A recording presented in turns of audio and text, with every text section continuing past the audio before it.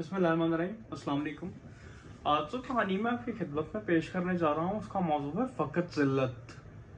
ये कालम आपके लिए मुश्ताक अहमद यूसुफ़ी ने लिखा। मेरी आदत है कि मैं ऑफिस में आता ही चाय का एक कप मंगवाता हूँ और पीता हूँ और उसके बाद काम शुरू करता हूँ। आज भी बिल्कुल ऐसा हुआ कि मैं ऑफिस में आया और मैंने चाय का कप मंगवाया। थोड़ी देर बाद मुझे पता लगा कि कोई शख्स मुझसे मिलना चाहता है। मैंने कहा कि उसे भेज दो। वो शख्स आया तो मैं उसे देखकर हैरान रह गया। उसने सलवार कमीज पहनी हुई थी, लेकिन बालों का एक अजीबोगरीब किस्म का स्टाइल बनाया हुआ था और सर पर पगड़ी भी थी। हाथों में बहुत सी मुंदरियां थीं और कानों में बालियां भी थीं। मेरे करीब आकर बैठ गया और कहने लगा, मौला खुश रखे, मैं एक मरासी हूँ। मैं उछल पड़ा। मैंने कहा, क्या मतलब? कहने लगा, मतलब क्या कि मैं एक मरासी हूँ। मैंने कहा, तो मुझसे क्या काम है? कहने लगा, सुना है आप भी मेरी तरह लोगों को हंसाते हैं। मैंने कहा, हाँ बिल्कुल हंसाता हूँ। मैं अपनी मज़ाहिया तहरीरें लिखता हूँ और लोगों को हंसाता हूँ। इसका मतलब आप भी मेरी तरह मरासी ही हुए? मैं अपनी कुर्सी से उछल पड़ा। मैंने कहा, नहीं, मैं ऐसा नहीं हूँ। मैं तो मुश्ताक अहमद यूसुफ़ज़ई हूँ। वो कहने लगा, मौला खुश रखे, अपनी असलियत कोई भी कभी भी नहीं बताता। मैं फिर अपनी कुर्सी से उछल पड़ा। मेरा दिल किया कि इसको मारूं, लेकिन कमबख्त का डील डोल अच्छा था, इसलिए मैं चुप कर बैठा रहा।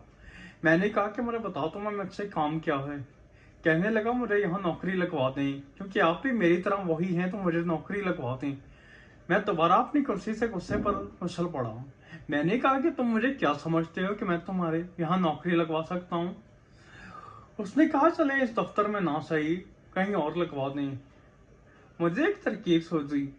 मैंने ऑफिस बॉय को उसके लिए भी चाय लाने को कहा और उससे कहा, सुनो, तुम्हें नौकरी मिल सकती है, लेकिन तुम मुझे हंसा कर दिखा दो।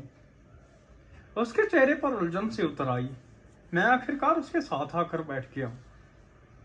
उसने जेब से एक सिगरेट की डिब्बियां निकाली जो कि काफी सस्ती लग रही थी और मेरी तरफ इजाजत के लिए निगाह उठाई। मैंने इजाजत दी तो उसने सिगरेट सुलगा ली।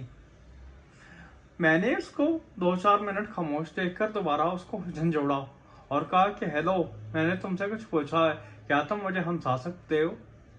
तो उसने एक अजीबोगरीब किस्म का जवाब दिया। कहने लगा, मैंने अब हंसाना छोड़ दिया है, क्योंकि लोग अब हंसते नहीं हैं। मैंने एक जोरदार कहका लगाया। मैंने कहा, ये तुम्हारी भूल है, लोग अब भी हंसते हैं, मज़ाहिया तहरीरें पढ़ते हैं, मज़ाहिया ड्रामे देखते हैं, जुगते मारते हैं, लतीफ़े कहते हैं। वो तल्ख लहजे में बोला कि दुनिया हंसती नहीं है, बल्कि दुनिया दूसरों की जिल्लत पर हंसती है।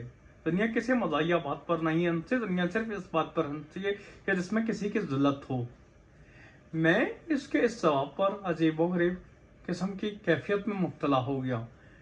मैंने कहा कि तुम्हारा क्या मतलब है? तुम इंतहाई गलत बात कर रहे हो, ये कैसे हो सकता है? वो कुछ देर खामोश रहा, फिर कहने लगा, जनाब मुश्ताक अहमद यूसुफ़ी साहब, आपकी शक्ल फलस्तीन के लूमड़ से मिलती है। मैं अपनी कुर्सी से उछल पड़ा। मेरे हाथ में गर्म चाय का कप था। मैं उस कप को उसके ऊपर अंडेल लेना चाहता था। कमबख्त का बच्चा मुझे ही लूमड़ कह रहा था और मेरे ही दफ्तर में। बात तो सच थी, पर बात थी रसवाई की। इससे पहले कि मैं उसके ऊपर कप अंडोलता, उसकी आवाज दोबारा ऑफिस में गूंजी। कहने लगा, जनाब आपके एक दोस्त है ना, शहजाद? मैंने पूरे गुस्से में कहा, हाँ है। उसकी शक्ल बैंकॉक के जमादार से मिलती है। मैं हंसते हंसते लूटपुट हो गया। मेरे कहके तकरीबन 3 से 4 मिनट ऑफिस में घूमते रहे। तो आखिरकार मैंने कुछ अपने आप पर कंट्रोल किया और उससे कहा कि शर्म करो, वो मेरा दोस्त है।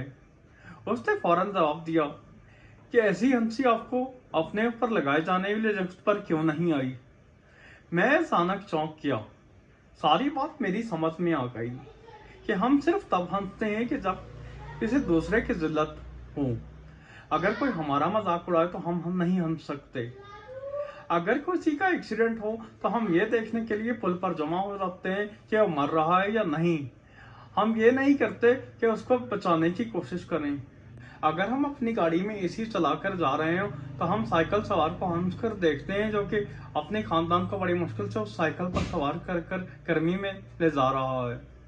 अगर हमारे पास अपना घर हो तो हम उन लोगों को जिनके पास किराए के घर हो ये नसीहतें करते हुए नहीं थकते कि भाई किराए के घर में रहना अच्छी बात नहीं है। हालांकि हम ये जानते भी हैं कि किराए के घर में रहने वाले से ज्यादा अपने घर की आरज़ू कौन कर सकता है, क्योंकि महीने का किराया देना कौन सा आसान काम है। यही वजह है कि हम एक अजीबोगरीब सा मुआशरा बन चुके हैं जो कि सिर्फ और सिर्फ दूसरों की जिल्लत पर हंसता है। हम मज़ाहिया ड्रामों, मज़ाहिया तहरीरों में भी तभी हंसते हैं जब उसमें किसी की जिल्लत हो। बदकिस्मती से हम तमाशाई भी हैं, तमाशागर भी और तमाशबीन भी। अगर आपको हमारे चैनल पर दिखाई जाने वीडियोस पसंद आती हैं तो आपसे गुजारिश है हमारे चैनल को सब्सक्राइब करें। शुक्रिया।